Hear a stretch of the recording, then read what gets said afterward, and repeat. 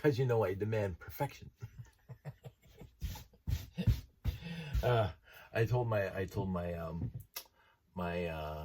one of my fellow workers is coming with me to Edmonton this week, but we're only able to rent one rental car, so I have to drive.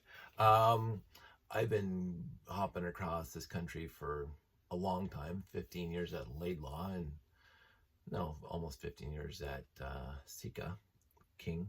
I'm used to flying into parts unknown and driving out to Nowheresville, because back then school bus locations were usually out in the Kelfield somewhere.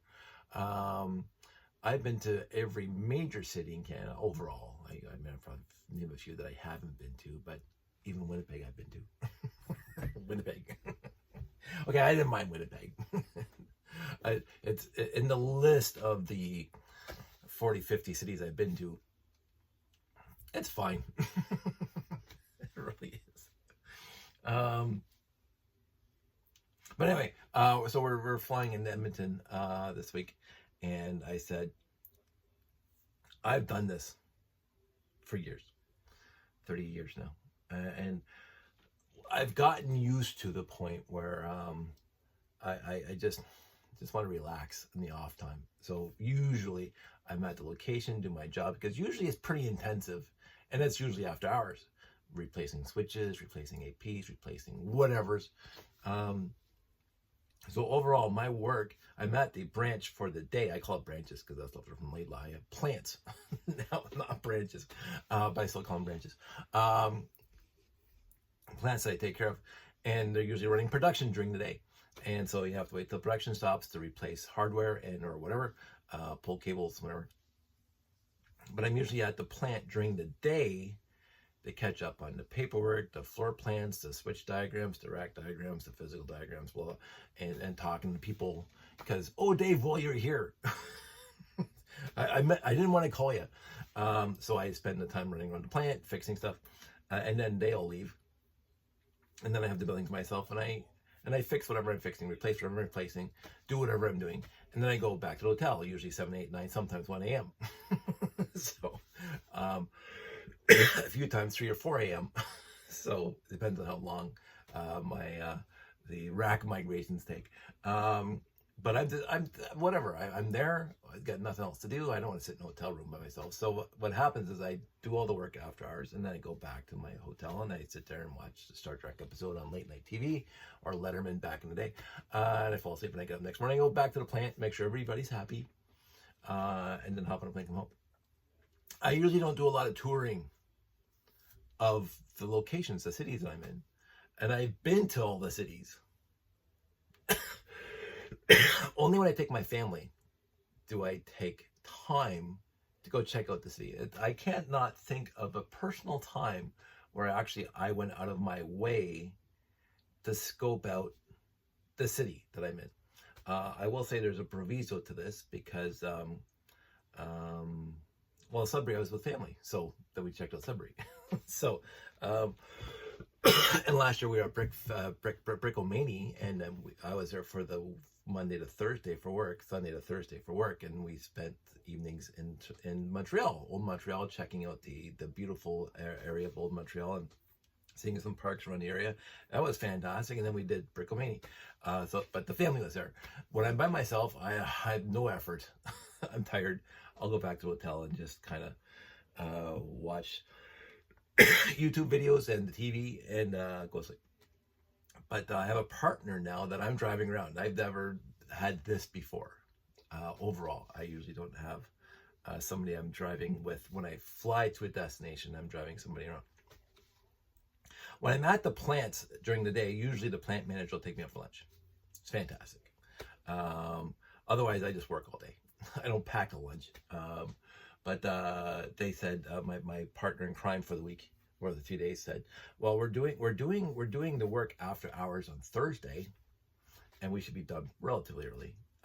But we'll be done, and then the next morning we're going to go back to the plant to make sure everything's working. Because there's nobody in the building when we do it.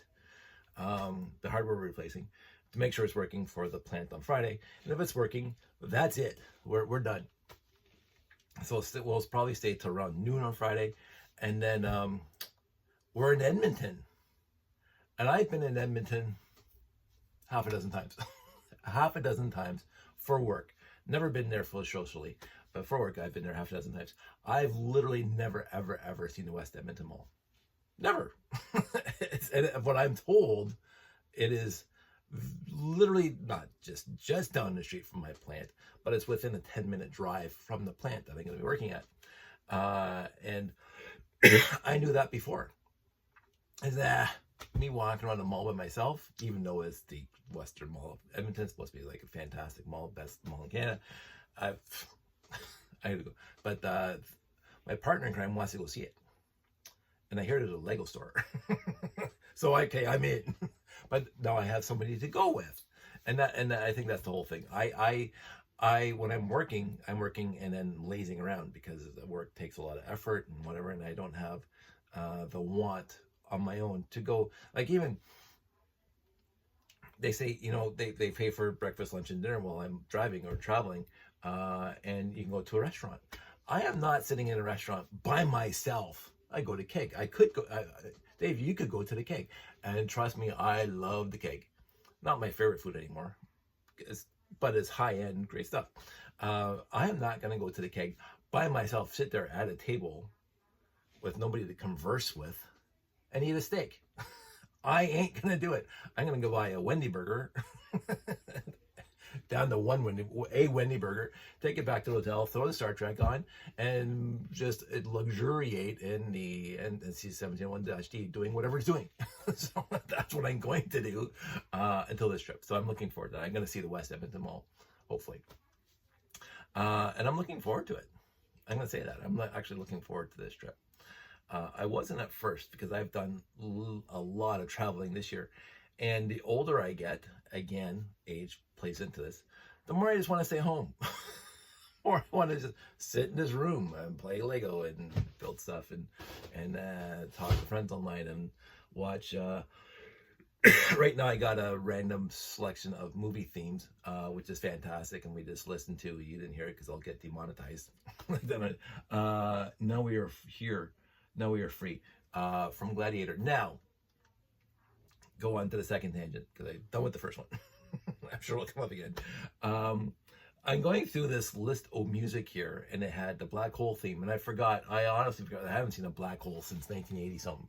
I honestly forgot. It's a pretty okay theme. It's a little Disney-ish, but it's fine. It does remind me, the theme itself does remind me of 1950s science fiction, which I thought, because I've heard this before, but I haven't heard it in a long time. I'm going, oh, this reminds me. I'm not saying it reminds me directly of Forbidden Planet or other 1950s, 60s movies, but it does. That song, the music, the theme to the Black Hole, the music soundtrack does remind me of old-timey science fiction.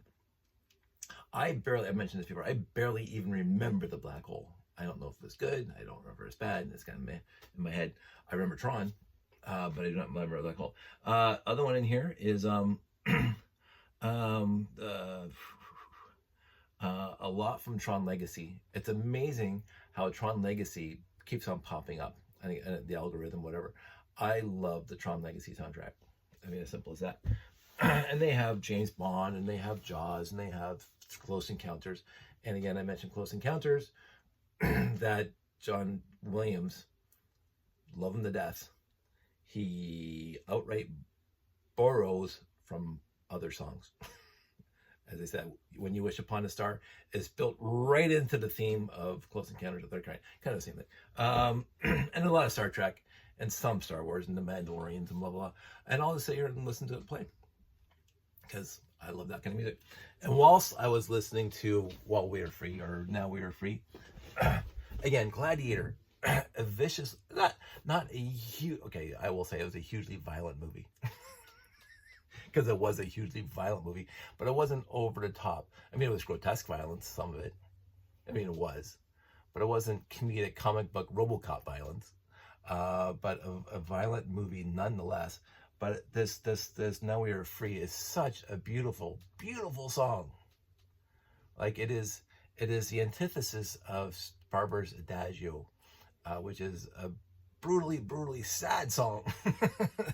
And that was in Platoon. Oh, you want to talk about a horrendously violent movie?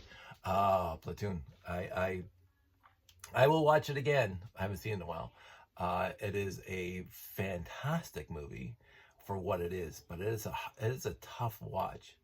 It is a tough watch for me, and it's probably one of the very few things that I really respect Charlie Sheen in. And he was good in it, which is, for our understanding of Charlie Sheen now, surprising. So, but it's a tough slog. Oh, Platoon. Oh my goodness, you are depressed at the end of that movie. So,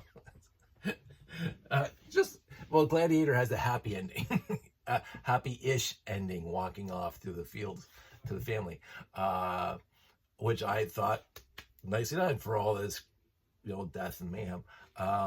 Not to give you spoilers, but I was talking about all those tangents to talk about Star Trek, because we always come back to Star Trek. They have the 9th episode crescendo music of flying into Bay 12 and then flying out of Bay 12. I'm going to say, a lot of critics really hated or really disliked season 1, 2, and 3 of Picard. And I'm not going to fault them for their opinion. I will not fault them. There is huge deficiencies, especially season 2. Season 1, I sat back and I enjoyed what the company, what the director, what the cast was giving me. I just took it in. Hey, Star Trek's back on TV with the original TNG crew. And so I put my critical thinking skills, I didn't even care, Star Trek.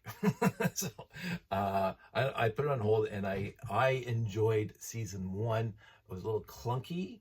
It was a little whatever, but it hit a lot of the right notes for me. It really did, with Data and Jean-Luc. Season 2, I can't say that. Season 2 was a tough slog. There was, again, some high moments. There really were. For me, I didn't hate season 2. Season 2 was the weakest out of all 3 seasons. And I was dreading season 3, because season 1 was here. Season 2 was down a little bit, even though Will Wheaton showed up. No, see, Will Wheaton showed up in the first one. I can't remember. Will Wheaton showed up to grab Hoshi. No, that's Soki. I can't remember her name now. Because the characters, the other ancillary characters, were not memorable for me to remember. Memorable for me to remember. They didn't. I liked the character, the android character who didn't know she was an android. I liked that concept. I liked Data in the virtual world, that when Jean-Luc went and met him. And the dream at the beginning of the entire franchise, the series, this is the season where Jean-Luc's on the 10 forward with Data playing poker, I thought was brilliant. So anyway, season 2 was weak, and then season 3 shows up, and again, critics disliked it. And again, I'm not going to fault Steve Shives. I love him to death. He is utterly fantastic, and he's got a lot of salient and cogent and coherent and well thought out points. And they're 100% justified. 100% justified about just throwing member berries at you, and how weak that is as a writing style. And I couldn't agree more. I couldn't find it on the internet because it was a newspaper article. I mentioned it before, about John Wayne, about the critics in the theater when they were watching True Grit, 1972, I think, with Duvall. I think Robert Duvall, yeah. Duvall and John, each end of the field. The whole moment leads up to this. And mighty big talk for a one-eyed old man. And then John Wayne goes, "Fill your hands with lead, you son of a bitch." And he starts stomping across on his horse. And then Ned Pepper starts running that way. And John's running this way. And John's got the shooters going. And Ned's shooting back. I mean, for sheer camp, if you want to call it that, as I have a tough time calling that campy, but it is when it really comes down to camping. I absolutely adore that scene. It is literally a fantastic scene of movie making, and the whole movie leads up to this scene, and it was glorious. And as the newspaper said, the guy's in the theater with all the other critics, and one of the critics said it was one of his mentors. He just shoves up, "Go, John, go!" Because it was such as it accumulates in this, and you're just kind of wrapped up in the whole story of the going here and going there and blah blah blah. And Glenn Campbell playing, what's his name? I can't remember the names now. It's the friend or what, or some French name. And then it gets into this, they're on the each side of the field, and they're calling each other, insulting each other. And John's saying, "I'm going to bring you in because he's a sheriff, whatever. And I want your mighty big talk for one night." And then John gets all irate, all umbraged, and he gets on his horse. He's on his horse. He says, "Fill your hands with lead." And I just adore that scene. It's fun, it's joyous, it's exciting, it's just beautiful. And so we hit season 3 of Star Trek. This is where this is going. We hit season 3 of Picard. Season 2 was a little bit of a letdown. Season 1 was okay. And I'm just no expectations for season 3. Like literally no expectations. Remy, I think her name is, great actress. She was great through the entire franchise, but the Seven's friend, I have to watch it again. It's been a while. She's good. Again, I loved her character. I loved the characters. I loved the main characters. Even going back to Alison Pill in the second season with the Borg. Was it Borg? No, first season. Yeah, second season Borg. I can't remember. But anyway, and even the Queen, I liked it. Even though she was nerfed, I liked it. Anyway, so we get into season 3. And it starts off where I heard rumors about what's going to happen in season 3 about the reuniting of the cast, but of course it didn't happen until little steps and dribs and drabs through the season, which was fantastic. They didn't all show up at once. It starts off with Gates saving her son, and this is interesting, and she finally meets Jean-Luc and blah blah blah, and Riker's there, and then Troy's there, and then Worf's there, and Geordi's there, and this is awesome. Like, I don't think Geordi showed up until episode 5 or 6, I can't remember. And then when they were at the space dock, the museum, and Seven's talking to Picard's son, and he loves, and of course, again, 100% nostalgia berries. Where he says, "Oh, look at the clean retro lines on the refit." Of course, I'm gonna love this scene. I'm gonna love this scene because it is, yes, it's 100% nothing to do with the plot at all.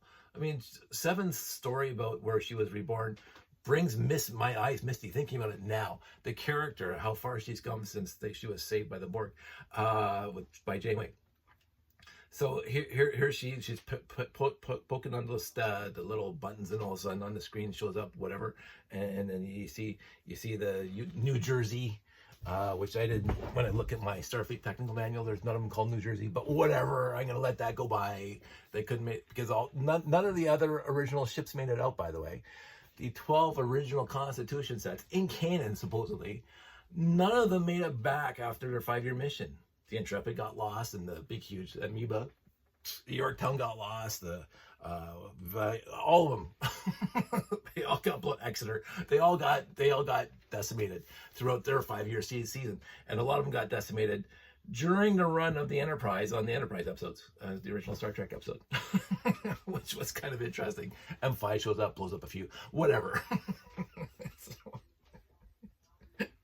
But whatever, the Enterprise is the one that made it back after its 5-year mission. So this is canon. Enterprise makes it back, the original with the round nacelles and the straight struts going down, the beautiful Enterprise from the original series. And it makes it back after its 5-year mission. Kirk gets promoted to Admiral. This is canon from our Kirk gets promoted to Admiral, and they're going to refit the Enterprise because it's the only one that made it back. So it's like, so they refit it. And that's for the Star Trek motion picture, which allegedly takes place not long after the 5-year mission was over. So anyway, so the retro line, I'm saying, fantastic. And then they showed the Defiant, and you hear the DS9 music playing, and it says, okay, but DS9 is not my favorite, but I appreciated the music, and then she goes to Voyager, and I'm getting misty thinking about it, not because it's the ship, and again, Voyager, the actual ship, it's cute. I didn't get attached to it like I got attached to the original series because nostalgia, and the refit because it's just the best ship they ever made. And Dash D, which I hated at first when I saw Encounter Appointment, but Encounter at Farpoint. But as the series went along, I really got attached to Dash D.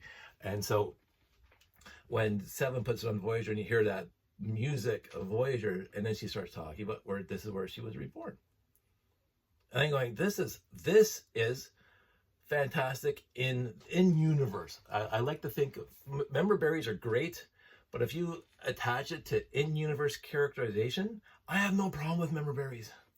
I have no problem with Easter eggs. I love Easter eggs, but I have no problem with member berries if it fits into characterization. And Voyager shows up, and Seven starts talking about it wistfully and appreciate it. It's far farther than these other relics have ever gone, and it came home.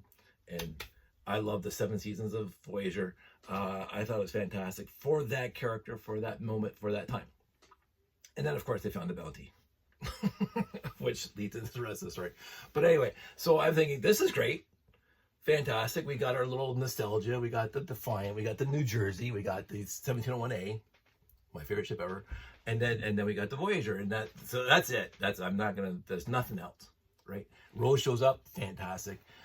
Shelby shows up, fantastic, right? This is all good, all good, all good. The Titan shows up, sure, Titan's gonna chase him around. And then they get to episode 11, and there's Geordi. and then if you haven't seen it, stop watching. So I should have said spoilers at the beginning. But it's been a long time, so you better have seen it, because if you know me, I'm a Star Trek fan. So anyway, episode 11 shows up, or 9. Because there's only 10 episodes. I keep on thinking there's 12, but I think there's only 10 episodes. Anyway, the second last episode shows up. And right at the end, Geordi goes, we need something analog. And I was like, okay, here we go. But how are they going to do it? Because we all know Deridian, whatever, 3, the Enterprise, the Ursula and Bator, haha, dead. Blew it up in Generations. And I'm going, and then you can thank the good old Prime Directive. I'm going, perfect. That's all I needed. That's all I needed for explanation to get the Enterprise D back onto the screen after it blowed up. Viridian 3, they can't leave it there because of the General Order 1. Again, it's General Order 1, by the way. The Prime Directive is General Order 1. General Order 24 is something completely different. This is General. You are just as... Anyway, one of my favorite episodes. A lot of people don't like it. Anyway, General Order 1's fantastic. And then we borrowed the secondary section from Syracuse or whatever. Geordi, fantastic. Literally fantastic. And I was just excited. Like, I went to the edge of my seat when they're flying towards the bay, and it opens. You can see in silhouette the dark outline of Dash D, and I go, "Ooh, this is great!" And then the lights start coming on. It hits the D first, and I go, "Oh!" And then the rest of it shows up, and then Picard goes, "Wow!" And the Prime Directive, and then they step onto the bridge, and I'm going, "Oh my God!" This is my issue. This is my issue. You spend so much time. I do, anyway. I did. We grew up on TV. This is the generation that grew up on TV before computers, but after no TV. So we grew up from a young age on TV. My dad didn't grow up on TV. He didn't have a TV until he came to Canada. Like, they didn't have TV. Our first TV, when I was very young, was a black and white hand-me-down from my Uncle Pete, because he went out and bought a color TV. Ooh, color TV. So our first TV that I barely remember when I was a little kid was a black and white. That was a hand-me-down from my Uncle Pete. And then Dad went out and bought a Zenith, big floor model. I was 5 or 6. And so this is what we watched at night. We watched Wonderful World of Disney. We watched Little House on the Prairie. We watched Emergency and Adam 12. I watched The Twilight Zone. Reruns, obviously. But in the early 70s, mid 70s, we watched Kojak and Benachak and Columbo and like all those shows on TV, McMillan and Wife. We watched TV. There was no computers. There was no video games. We did a lot as a family outside, camping and fishing and hiking and whatever else like that. But we did watch a heck of a lot of TV, so much so that we had our own TV nights because the kids would fight about what they wanted to watch. And I had Mondays and Tuesdays, and Brian had Wednesdays and Saturdays for some stupid sports ball hockey thing, and Terry had Thursdays and Fridays. The good part about me and Terry is that we like the same shows. So we didn't mind. A-Team was on Tuesdays, and Airwolf was on whatever that later on, and Terry watched Magnum and whatever on as we were getting older. That's what happened. So to stop the fighting between the kids, Mom relegated TV nights, dedicated TV nights to each person. So I got to pick what we're watching on Mondays and Sunday was Family Day because that was Disney and Little House. So we watched TV, and one of my biggest TV, and it's not even close competition ever. My biggest TV watching experience in my entire life is Star Trek. Like it's nothing. You can add up basically every other series I ever watched, all of it, and none of it even touches Star Trek. Because we watched it. We watched the reruns in the early 70s, mid 70s, late 70s, into the 80s, and then Next Generation showed up and watching Next Generation and reruns and the blah blah blah, and then DS9 and reruns and blah blah, and Voyager and blah blah blah, and then Enterprise and blah blah blah, and then there was a gap. And then Discovery, and then everything else came out after that. And then going, Star Trek is part of my life, not part of my existence. If it stopped tomorrow, just like Lego, if Lego Company disappeared tomorrow, I'm not gonna, oh, the Lego Company. I mean, I'd be upset. I wouldn't be upset. I'd be sad. I like Lego. I don't want the company to fail. But if it disappeared tomorrow, like the Commodore Company, I love my Commodore 64. If you ask any one of my friends, I adored my 64, straight up. The company disappeared. And I'm going, sad. I knew they kind of blew it themselves, but whatever. I had my memory with the Commodore 64, and I still have my 64, and I can still enjoy my 64. So if Paramount scraps Star Trek forever going forward, not that they will because they make so much money off of it, but if it disappears tomorrow, I will be sad, straight up. But I have all my memories of previous Star Trek, and I have DVDs, and not posters anymore. So Star Trek is not an ingrained part of my very existence that if it disappeared, I'd be a different person. Star Trek made me part of me is who I am because of Star Trek, because I love what it stands for and whatever. But I'm not going to say my whole life is based on Star Trek. Although you could make that make that point. But anyway, but I love Star Trek, and I watched all Star Trek. I have not any hour of Star Trek that was ever produced publicly I have seen. Like literally. I went and saw the Menagerie. I'm trying to think of the Menagerie to Cage, because again, the brain gets flaky. The original pilot versus the 2-part Star Trek TOS episode. I think the original is called The Cage, and the TOS episode is called The Cage. The pilot was called The Menagerie. Yeah, the pilot was called The Menagerie. Anyway, they had the high definition episode of the original pilot. Not did they? No, they did. They did the TOS version, the 2-part episode, and it was fantastic. I saw it in the theater. I saw a show that was mostly produced in 1964 in the theater, and I loved it. I love the old graphics. I love the old style. I love all the oh, for crying out loud, the Jeffries tubes, Matt Jeffries. I love his work. I love the original. I love the original series. I absolutely adore it. There's some bad episodes, well, weak episodes in there, but overall, it captivates me still to this day. And overall, I like the original graphics rather than the updated CGI graphics of the new Enterprise, the exterior shots, although those are good too. So Star Trek is important to me, and TNG was very important to me. It started when I was in college, and I thought it was very well done, because then that was my show. I didn't get to see the original series in its first run because I was just born. It started 8 months before I was born, not 9. 8 months before I was born, Star Trek started. So I never got to see it the first run, which is kind of a unique experience. You get to see a show in its first run, like Firefly. But so TNG was my show because I got to see it when I was 20. 19, and I saw every episode, and I had a VCR after a while, and I taped every episode. So, and I got to watch them again. That's what I did. I was a geek. And so I remember the pilot of TNG and I'm going, oh, the Enterprise looks blech. The nacelles are too low. The saucer's not round enough. It's big, bulky. The lines were not smooth, although in the end they are. But it didn't look like TOS or the movie Enterprise, which is my favorite. But after 7 seasons, D does growing. I remember a lot of my friends at the time during the first season, they hated the Enterprise, and this is ugly and it's dark and it's whatever. The interiors were great. Don't get me wrong. From the original series to TOS, TNG, the interiors were awesome. The bridge was beautiful.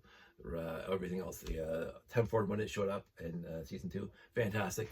But the exterior was, I don't know why they went that way. And then by season 3 and 4, when the Borg show up, fantastic. Best of both worlds. Yo, yeah. now I want Big D to go kick some butt. I love, one of my favorite, and they used it a lot. One of my favorite is when the Enterprise D does that side skid. And you see it when the Defector, which is a brilliant episode, the Defector, when they find out that Garanda 3 or whatever doesn't have a Romulan secret base on it, and then the 2 Romulan bird of preys, big huge things, decloak, and there's Tomalak, aka Andreas, aka Jakar, saying, Captain Picard, now it is you who came across the border. I'm gonna rip apart your ship and shred. I'm gonna rip every single bit of data I can get. I'm gonna put this wrecked hull in the middle of Times Square and use it as an example for anybody in the future that defectors are not appreciated. And you see, what's his name? Fantastic actor, I can't remember his name. This was all set up for me. And before we do all this, Jean-Luc or Picard, please return the defector to me. And then Picard, it is peak Jean-Luc. It is peak. Defector is a good episode, not my top 5, but Picard standing up and walking to the view screen and saying to Tomalak, "Shall we die together, Tomalak?" Picard, I expected more than an idle threat from you. Then you shall have it. Mr. Worf, right? And it's a beautifully set up scene. You saw the building of it, like when Worf had to go to deck 32 to talk to somebody. Hey, Worf, go off the bridge and talk to somebody. We don't know what's going on. We don't care what's going on, but it's going to be good. And that was, Tomalak, shall we die together? I just expected more of an idle threat from you. And then he's, you shall have it. Shall we die together? It was a brilliant episode. And the Enterprise was part of that. Because you see it turning around and then 2 birds of prey right in front of it. And then, oh man. They couldn't do a lot back in the 80s because it was a physical model, and it was a big physical model, and they had to do the camera pans all slowly, and they had ILM did most of it, blah blah, and they had to do the multiple sequences to get the lighting and the shadows and blah blah blah. I saw some FX thing about it, how they had to film the Enterprise for the Next Generation. They used movie ways of doing it, so they couldn't make the Enterprise zip around like they could when they did season 3 of Picard, because that's just all CGI. Anyway, I love TNG. I love Jean-Luc. I love the